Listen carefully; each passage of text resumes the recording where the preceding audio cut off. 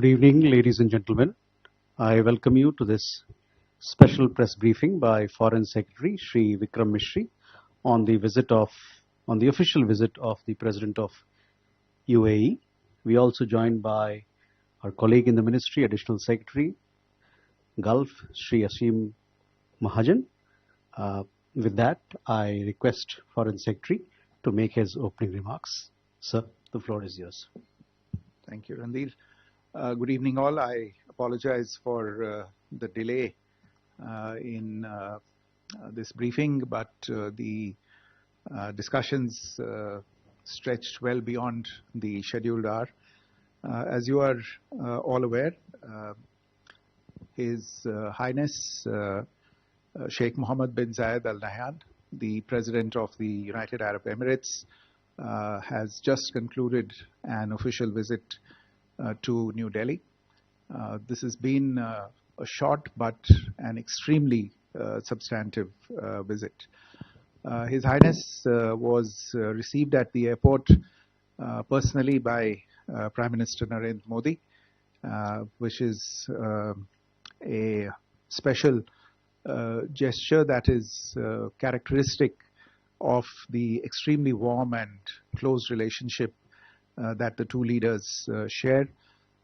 They then traveled together from the airport to the Prime Minister's residence, where discussions were held both in the restricted format and then in expanded format, where delegation members engaged with each other. A number of documents were also exchanged in the presence of the leaders. I'll share the details with you. The importance of this visit can be gauged by the composition of the delegation accompanying His Highness the President of the UAE. It comprised members of the royal families of both Abu Dhabi as well as Dubai, and several senior ministers and officials.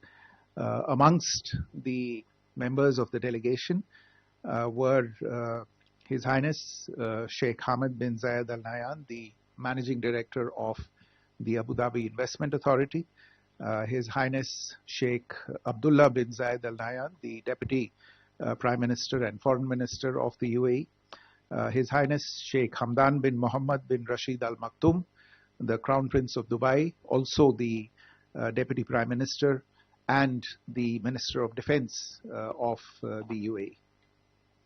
And also His Highness Sheikh Hamdan bin Mohamed bin Zayed Al Sultan, who is the Deputy Chairman of the Presidential Court. In addition, there were the Secretary General of the Supreme Council for National Security, the Minister for Industry and Advanced Technology, the Minister of State for International Cooperation, the Minister of State for Artificial Intelligence, Digital Economy and Remote Work Applications, and the Minister of State for Defense Affairs. So as I said, even for this short visit, this was a really, really high-powered delegation that accompanied the President. The talks between the leaders, as I said, were characterized by the warmth and special friendship between the two leaders that has become a characteristic of this relationship. There is a detailed joint statement that is being issued, which will be uploaded as soon as we finish here, as also a list of outcomes from this visit. Let me quickly take you through the key outcomes that will, in a sense, define our bilateral engagement with the UAE in the immediate near future. First of all, a letter of intent was signed between the two sides to work towards concluding a framework agreement for a strategic defense partnership between India and the UAE. A letter of intent was also signed between the Indian National Space Promotion and Authorization Center, INSPACE, and the UAE Space Agency for a joint initiative for space infrastructure development and its commercialization, Under this particular initiative, we will look to setting up new launch complexes, satellite fabrication facilities, joint missions, space academy, and training centers. A letter of intent was signed on the UAE's participation in the development of special investment region in Dholera in Gujarat. This is a mega partnership initiative that will look at the establishment of an international airport, a pilot training school, an MRO facility, a greenfield port, a smart urban township, as well as projects related to railway connectivity and energy infrastructure. The UAE has always been a premier energy partner for India, and therefore building on this comprehensive energy partnership, a long-term agreement for the supply of 0.5 million metric tons of LNG per annum was concluded during the visit. The UAE is now the second largest supplier of LNG to India. In addition, an MOU on food safety and technical requirements was also signed, which will provide for sanitary and quality parameters to facilitate trade, exchange, promotion of cooperation in the food sector, and encourage food products and other agricultural product exports from India to the UAE. It will benefit the farmers of India and contribute to food security in the UAE. The discussions between the two leaders focused on several new and emerging areas of cooperation as well. In fact, to capitalize on the new opportunities for civil nuclear cooperation in the light of the passage of the Shanti Act in India for sustainable harnessing and advancement of nuclear energy for transforming India. The two sides decided to explore partnership in advanced nuclear technologies, including development and deployment of large nuclear reactors and small modular reactors, as well as cooperation in advanced reactor systems, nuclear power plant operations, and maintenance and nuclear safety. Artificial intelligence was identified as a priority area of cooperation. It was decided to collaborate on setting up a supercomputing cluster in India with UAE partnership, and the UAE will also look at investments for expanding data center capacity in India. The UAE will also participate at a high level in the Artificial Intelligence Summit that India is organizing in February 2026.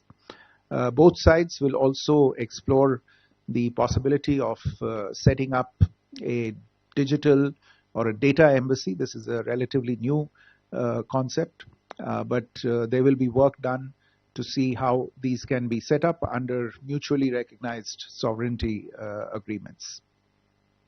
On the trade front, following the signing of the Comprehensive Economic Partnership Agreement between the two countries in 2022, the bilateral trade has since crossed $100 billion, and in view of this, the two leaders decided to raise ambitions and look to double bilateral trade to $200 billion by 2032. It was also decided to facilitate exports of the MSME industries to the West Asian, African, and Eurasian regions, and both sides will look to working expeditiously on several initiatives that are currently underway between them, including Bharat Mart, the Virtual Trade Corridor, and the Bharat Africa Setu initiatives. UAE companies, DP World, and the First Abu Dhabi Bank have been granted permissions to open their offices and operations in Gift City in Gujarat. The two sides have also decided to work towards interlinking national payments platforms for promoting trade. This will build on the already operational local currency settlement system, the launch of UPI in the UAE, and the Jaivan card. Very importantly, the two sides also decided to work on establishing House of India in Abu Dhabi. This will be a unique cultural space that will include a state-of-the-art museum that will reflect India's ancient cultural heritage and be a lasting symbol of the India-UAE partnership. The Prime Minister also appreciated the UAE's decision to provide historical artifacts for the National Maritime Heritage Complex that is coming up at Lothal. Both sides also agreed to work together in the field of polar science, including joint expeditions and institutional cooperation. As you know, the UAE hosts one of the largest gatherings of or communities of Indian origin anywhere in the world. There are today possibly close to 4.5 million people from India living and working in the UAE, and the Prime Minister expressed his deep appreciation to President His Highness Sheikh Mohammed for looking after the interests and the welfare of these citizens. There will be work done to see how these can be set up under mutually recognized sovereignty agreements. On the trade front, following the signing of the Comprehensive Economic Partnership agreement between the two countries in 2022, the bilateral trade has since crossed $100 billion. And in view of this, the two leaders decided to raise ambitions and look to double bilateral trade to $200 billion by 2032. It was also decided to facilitate exports of the MSME industries to the West Asian, African and Eurasian regions, and both sides will look to working expeditiously on several initiatives that are currently underway between them, including Bharat Mart, the Virtual Trade Corridor, and the Bharat Africa Setu initiatives. UAE companies, DP World, and the First Abu Dhabi Bank have been granted permissions to open their offices and operations in Gift City in Gujarat. The two sides have also decided to work towards interlinking national payments platforms for promoting trade. This will build on the already operational local currency settlement system, the launch of UPI in the UAE, and the Jaivan card. Very importantly, the two sides also decided to work on establishing House of India in Abu Dhabi. This will be a unique cultural space that will include a state-of-the-art museum that will reflect India's ancient cultural heritage and be a lasting symbol of the India-UAE partnership. The Prime Minister also appreciated the UAE's decision to provide historical artifacts for the National Maritime Heritage Complex that is coming up at Lothal.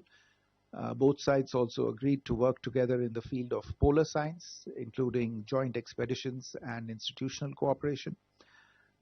As you know, the UAE hosts one of the largest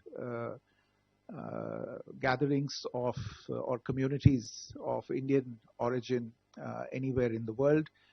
There are today possibly close to 4.5 million people from India living and working in the UAE, and the Prime Minister expressed his deep appreciation to President His Highness Sheikh Mohammed for looking after the interests and the welfare of these citizens of ours from India. The two sides also agreed to further nurture vibrant people-to-people ties through youth exchanges. Finally, the two leaders also had the opportunity to exchange views in detail on regional developments in West Asia. and they expressed support for all efforts in promoting peace, security, stability, and prosperity in the region. They unequivocally condemned cross-border terrorism and for the perpetrators, supporters, and financiers of all acts of terrorism to be brought to justice. The UAE president expressed his support for the success of India's chairmanship of the BRICS grouping this year, and as I said, also confirmed the UAE's high-level participation in the AI Impact Summit that is being held next month. As we speak, External Affairs Minister Dr. Jaishankar is seeing off the president at the airport. My final thought would be that though this has been a visit of, I would say, just about 3 hours, 3.5 hours, it has been an extremely substantive visit. You can see that in terms of the outcomes, and I think this particular visit has contributed to the setting, in fact, the direction of work between India and the UAE in the very near future. I'll stop there. If there are any questions, I'd be happy to try and answer them. Thank you. So we'll start from Kalol, from you. Sir, Kalol from The Hindu. The West Asian region has a history of hostilities among various countries going all the way back to, say, Iran-Iraq war. And often there have been requests from these warring countries for help from India. And today we are seeing the situation in the region between Saudi Arabia and the UAE.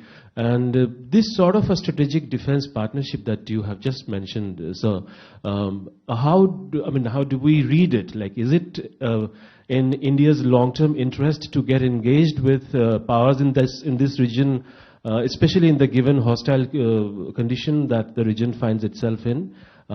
Does it serve India's long-term security interests in the region, considering the region also holds millions of Indian workers and it's a source of energy for India?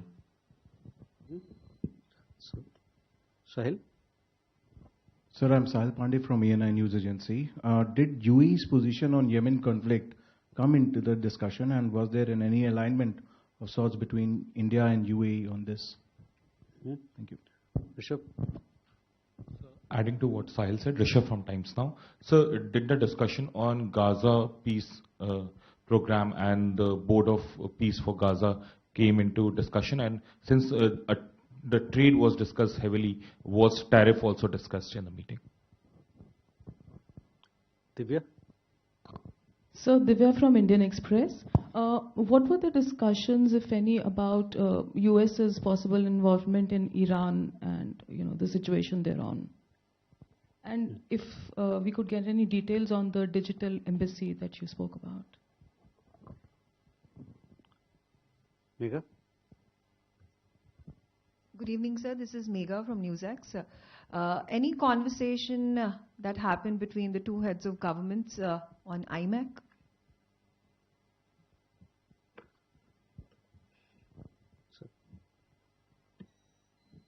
Okay. Kalol, I think you have set out a certain framing for your question in terms of what is happening in the region. But our involvement in on the defense and security front with a country from the region does not then necessarily lead to the conclusion that we will get involved in particular ways in the conflicts of the region. There is already a great deal of content in defense cooperation and engagement on the defense front between India and the UAE, and in fact between India and a few other countries in the region as well. As you are aware, in last April, so starting already almost a year ago, the UAE Defense Minister and the Crown Prince of Dubai, who was on this visit, by the way. He had visited India. This was a watershed moment in our bilateral defense cooperation. We then elevated the institutional framework of defense dialogue between the two countries to the level of secretaries, vice ministers between the two countries. Our air assets have been regularly participating in the Dubai Air Show. There have been, last year alone, if I recall correctly, 3 service chiefs from the UAE have visited India. Our own Army Chief was in the UAE not too long ago, I think just earlier this month. And there have been regular staff talks at the level of various services, as well as bilateral naval as well as army exercises between the two countries. In fact, the last exercise between the army was held in December 2025. So it's really building on this very broad basis and considerable experience in the defense and security cooperation field that letter of intent was signed today to work on concluding a framework agreement for strategic defense partnership in order to expand the existing bilateral defense cooperation across a number of areas. And the idea would be to see what else it is that we can do. For instance, we plan to look at defense industrial cooperation, defense innovation, partnerships in advanced technology in the area of defense, as well as expanding the linkages on training, on education, perhaps training between the special forces of the two countries, look at defense threats in the cyberspace domain, counterterrorism, which is an area of interest for both countries. So I would really characterize it as a natural evolution from the already considerable defense cooperation between the two countries, and not necessarily a response to any specific event that may have taken place in the region, or of any intent to get involved in a hypothetical future scenario in the region. Sahil and Rishabh and Divya, I think you've all asked questions related to various geopolitical issues that have hit headlines from this region in recent times, whether it is the developments in Yemen or developments related to the conflict in Gaza or the situation in Iran. I can only tell you that all of these issues were discussed between the leaders. I cannot get into the details at this stage, but yes, both leaders had the opportunity to share their views and opinions in detail on these issues. On trade and tariffs, mostly this discussion was about bilateral trade and the salutary impact that the India-UAE Comprehensive Economic Partnership has had on bilateral trade, and how we need to expand it in the coming years. On digital embassy, it's an interesting new concept. It relates to the effort of a country to, in a sense, find a safe harbor for data that it considers of national importance and strategic value. There are not too many successful examples of this concept having been executed in too many places in the world, but there are a few. It is a new concept for us as well. We may have to work out a regulatory framework for getting into this, but it is an interesting area in which the UAE has expressed some interest, and we are willing to work with them and see how we can set this up, while of course respecting the fact that data has certain sovereignty-related issues attached to it. We will work through these issues. On IMEC, Megha, you would be aware that India and the UAE already have an initiative in the form of the virtual trade corridor, which has been pilot tested in a sense. And this virtual trade corridor is essentially, in a sense, you can call it a software building block of IMEC going into the future. Right now, it is at a bilateral level between India and the UAE. And once launched at full scale, it can be replicated across the entire corridor as and when developments on that front take place. Okay. Shruti, we'll go with you. Thank you, sir. Sir, Shruti Ranjan from Bloomberg, sir. One clarification, sir, on the LNG supply contract, if you could give us the figure, because I missed it. My apologies on that. And also, sir, on the Dholera investment, if you could give us details of what, or a dollar figure if that has been decided in the talks, sir. Mm-hmm. Amiti? Please. So Amiti from Hindu Business Line. So in the discussions on the India-EU CCAP, did gold come up, since gold was one of the first items that created some issues after the trade agreement was in place? There was a spike in imports, and then India had put in place restrictions. So did it come up in the discussions?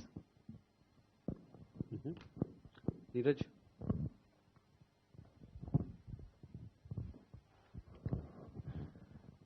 नमस्कार sir, मैं नीरज दुबे प्रवाह साक्षी से। इससे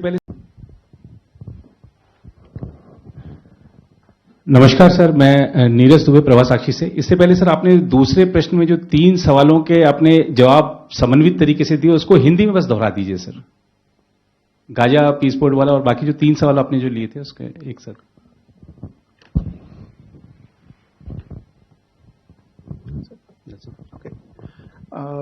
Shruti, on LNG, this is a sale and purchase agreement between Hindustan Petroleum Corporation Limited and the Abu Dhabi National Oil Company Gas, ADNOC Gas. And it's a long-term agreement providing for the purchase of 0.5 million metric tons per annum of LNG by HPCL from ADNOC Gas over a period of 10 years, starting from 2028. So those are the details that I have immediately on that. On Dholera, the idea of, there is no dollar figure right now because we are still looking at which projects will actually go into the package. But we are looking at pursuing or attracting investment from the UAE in the development of the special investment region in Dholera in Gujarat, which essentially focuses on infrastructure. And included in this infrastructure, you are aware that there is already a cargo terminal functional in Dholera. The idea would be to expand this and add a full-fledged international airport in Dholera. Next to that would be things like a pilot training school, an MRO facility, and also other infrastructure projects, as I said, ports and smart urban township, railways, energy projects, etc. That would come up. This will be pursued between the UAE and the government of Gujarat, and we will provide details as specific projects get agreed between the two sides. On gold, Amita, no, I don't think it got down to that level of detail where this particular issue came up, but I think you should address the question to the Ministry of Commerce, which might have details on what the exact status right now is with regard to this particular issue. Neeraj, मैं उस सवाल के सिलसिले में ये कह रहा था कि जो दोनों लीडर्स के बीच बातचीत हुई, उसमें जो अभी गाजा में जो पीस प्लान है, उसको लेके जो अभी हाल ही में कुछ डेवलपमेंट्स हुए हैं उनके बारे में दोनों लीडर्स के बीच में बातचीत हुई। ईरान में जो अभी हाल ही में स्थिति बनी हुई थी, वहाँ पे प्रोटेस्ट हुए थे और एक तरह से उथल पुथल वहाँ पे मचा हुआ था, तो उसके बारे में भी दोनों लीडर्स के बीच में बातचीत हुई। और जो हम पिछले एक महीने से यमन में देख रहे हैं, वहाँ पे जो हालात बने हुए हैं, उनके बारे में भी दोनों लीडर्स के बीच में बातचीत हुई। Thank you, sir. With that, ladies and gentlemen, we come to the close of this press briefing. Thank you.